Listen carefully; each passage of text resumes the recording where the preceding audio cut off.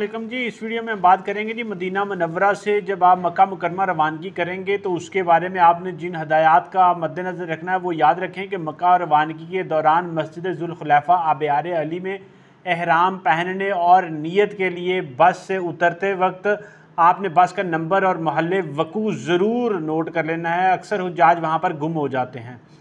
याद रखें कि हरमैन में बसों की रफ्तार जो हद रफ्तार है वो मुकर्रर होने की वजह से सफ़र का दौरानिया आपका मदीना मुनव्वरा से मक्का मुकरमा का सफ़र जो तकरीबन 8 से 10 घंटे तक का हो सकता है।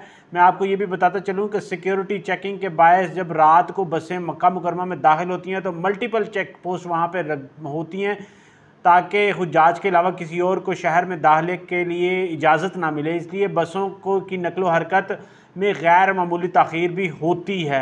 लिहाजा सब्र का मुज़ाहरा करना तमाम प्यारे मिठाई भाई बहन बुज़ुर्गों के लिए बहुत ही ज़्यादा ज़रूरी है।